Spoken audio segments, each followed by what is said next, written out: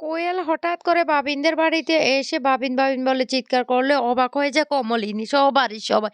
হ্যাঁ বন্ধুরা, এমনটা হতে চলেছে আজকের পর্বে। বিস্তারিত জানতে ভিডিওটিতে লাইক দিয়ে চ্যানেলটিকে সাবস্ক্রাইব করে পুরো ভিডিওটি তোমরা দেখতে থাকো। গল্পের শুরুতেই আমরা দেখতে পারবো বাবিন বলতে লাগলো, "আমি কি করব মিটিল? তুই আমাকে বিশ্বাস করতে পারলি না? আমি তোর কাছে সাহায্য চেয়েছি। আমি যে কিভাবে ফেঁসে গিয়েছি আমি তোদেরকে কিভাবে বলবো? তাতে তো তাতে তো আমার কোনো হাত ছিল না। সেই কথাটা আমি তোকে বুঝাতে পারলাম না।" অন্যদিকে দেখা যায় বর্ষাকে এগিয়ে দিতে আসলে বর্ষা তখন বলতে লাগলো, "বিশ্বাস করো রুদ্র, আমার না যখন মনটা খারাপ হয়ে যায় তখন মনে হয় আমি যেন নিজেকে শেষ করে দিই। কিন্তু আমার যে সাইকিয়াট্রিস্ট উনি বলেছেন এরকম কোনো কথা যেন আমি চিন্তা না করি।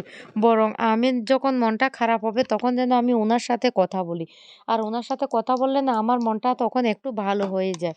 তখনই বুবলাই বলতে লাগলো, "বর্ষা, তুমি এটা কি ধরনের কথা বলছো? কেন এসব কথা বলছো? আমরা কি নতুন করে আবার আমাদের জীবনটা শুরু করতে পারি না?"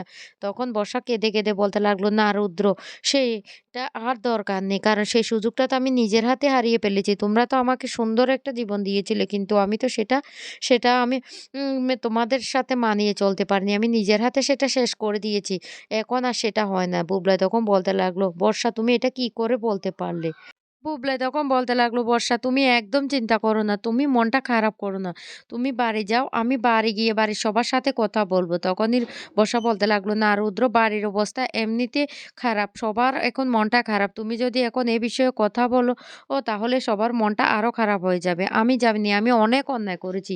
ই বিশ্বাস করো, আমি মিটির এই কথাটা শুনে আমি আর নিজেকে স্থির রাখতে পারিনি। তাই তো আমি ছুটে গিয়েছি মিটিকে দেখা করতে।" তখনই রুদ্র বলতে লাগলো, "এই তো বর্ষা, আমি তো তোমাকে এমনটাই চেয়েছিলাম। সত্যি তুমি আগের থেকে অনেকটা পাল্টে গিয়েছো।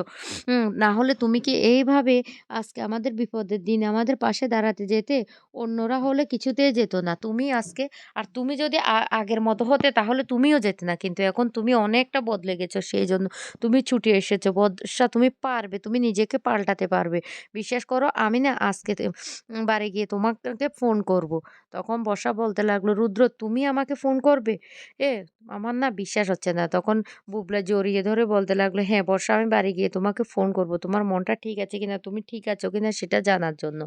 তখন বলতে লাগলো, "আ আমি না আর কিচ্ছু চাই না। তুমি শুধু আমার সাথে ফোনে কথা বলো, তাহলেই আমার, বিশ্বাস করো, আর কিচ্ছু লাগবে না।" বুবলা তখন বলতে লাগলো, "তুমি এটা নিয়ে একদম ভেবো না। আমি বাড়ির সবার সাথে কথা বলব বলেছি তো।"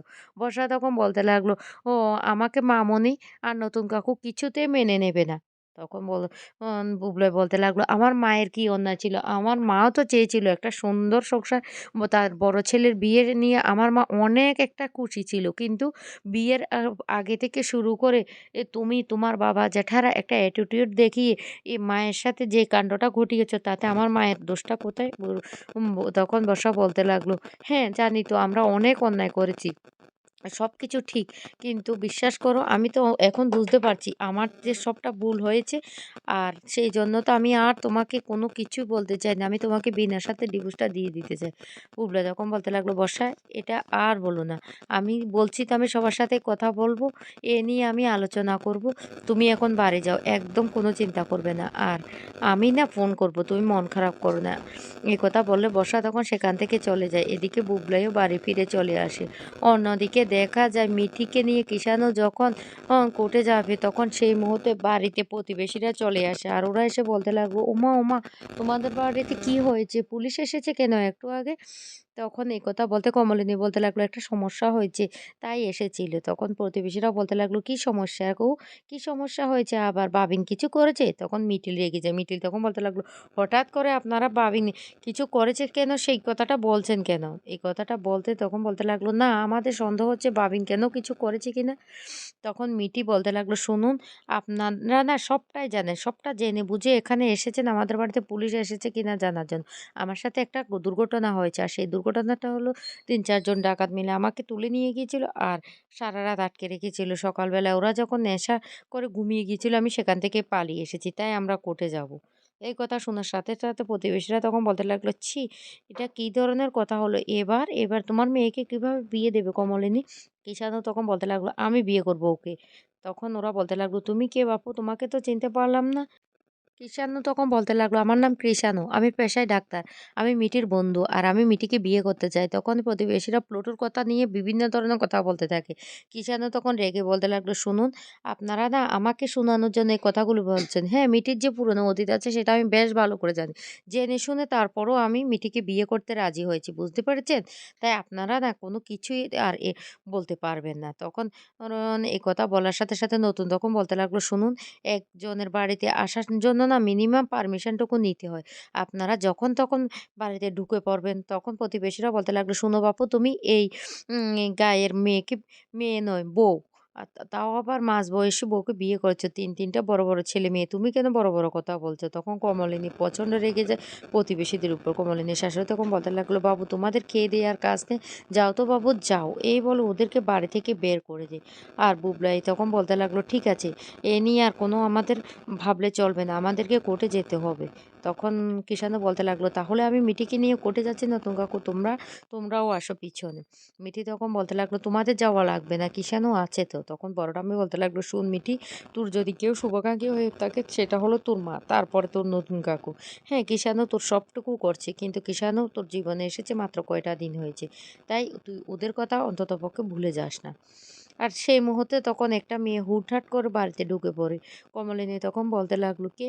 কে?" কিন্তু মেয়েটা কোনো কথা না বলে বাবিন, বাবিন বলে চিৎকার করে। মিঠিল তখন মনে, মনে বুঝতে পারে যে ওই যে সেই মেয়েটা যে মেয়েটার কথা বলেছে। এদিকে নতুন তখন বলতে লাগলো, "দাঁড়াও, দাঁড়াও, তুমি কাউকে কিছু না বলে বাবিন, বাবিন বলে বাড়ির মধ্যে ঢুকে পড়েছো কেন?" তখন মেয়েটা বলতে লাগলো, "বাবিন কোথায়? বাবিনের সাথে আমার কথা আছে। ও আমার ফোনটা রিসিভ করছে না কেন?" কমলিনী তখন বলতে লাগলো, "ও ঘরে আছে।" "কেন? কেন তুমি ওকে খুঁজতে এখানে চলে এসেছো? তুমি কে?" তখন বলতে লাগলো, "আমি কে? আমি কেন এখানে এসেছি সবটা বলবো। আগে আমার বাবিনের সাথে কথা আছে।" তখনই বাবিন নিচে চলে আসে। আর এসে বলতে লাগলো, "তুই? তুই এখানে কেন এসেছিস?" তখন বলতে লাগলো, "আমার ফোনটা তুই রিসিভ করছিস না কেন?" "কেন ফোনটা রিসিভ করছিস না?" বাবিন তখন বলতে লাগলো, "আমার ইচ্ছে হচ্ছে না সেজন্য আমি করছি না।" তখন বলতে লাগলো, "শোন, তুই যাই কিছু করিস না কেন, তুই আমাকে বিয়ে করতে বাধ্য। কারণ তোর সমস্ত অতীত না এখন আমার কাছে আছে। আর আমি যদি এখন কোর্টে যাই না, তাহলে তোর কি হবে তুই বুঝতে পারছিস তো?" তখন বাবিন বলতে লাগলো, "হ্যাঁ, যা। তোর যা ইচ্ছে তাই কর। আমার না ভালো লাগছে না। আমি ঘরে যাচ্ছি।" কমলিনী তখন বলতে লাগলো, "দাঁড়া বাবিন, কি হয়েছে? কি হয়েছে বল তুই আমাকে?" বাবিন কোনো কথাই বলে না। তখন নতুন বলতে লাগলো, "কি ব্যাপার? আমি তো কিছুই বুঝতে পারলাম না। তুমি কোথায় থাকো? তোমার বাবার নাম কি? সবটা বলো তো?" তখন বলতে লাগলো, "আমি কোয়েল। ওর সাথে আমার রিলেশন। আর ও আমাকে এতদিন বিয়ের প্রতিশ্রুতি দিয়ে আমার সাথে অনেক কিছু করেছে। এমনকি শারীরিক সম্পর্কও করেছে। আর এখন ও অস্বীকার করছে।" মিঠিল তখন কোনো কথাই বলে না। কমলিনী তখন বলতে লাগলো, "হ্যাঁ, সবকিছু ঠিক আছে। তোমাদের সাথে যে এত কিছু হয়েছে, তুমি কি তার সমস্ত প্রমাণ দিতে পারবে?" তখন মেয়েটা বলতে লাগলো, "হ্যাঁ, আমার কাছে সমস্ত প্রমাণ আছে। আর এখন সে অস্বীকার করছে। আমি ওকে কিছুতে ছাড়ব না। আমি ওকে পুলিশে দেব।" তখন মিঠিল বলতে লাগলো, "হ্যাঁ, কাকিমা, তোমরা ওর সাথে বাবিনের বিয়েটা দিয়ে দাও। যেহেতু একটা মেয়ে এ সম্মান নিয়ে ও ছিলিমিলি খেলেছে।" কমলিনী তখন বলতে লাগলো, "অসম্ভব ব্যাপার। আমার ছেলে এই কাজ অন্ততপক্ষে করতে পারে না। নিশ্চয়ই এখানে কোনো রহস্য আছে।"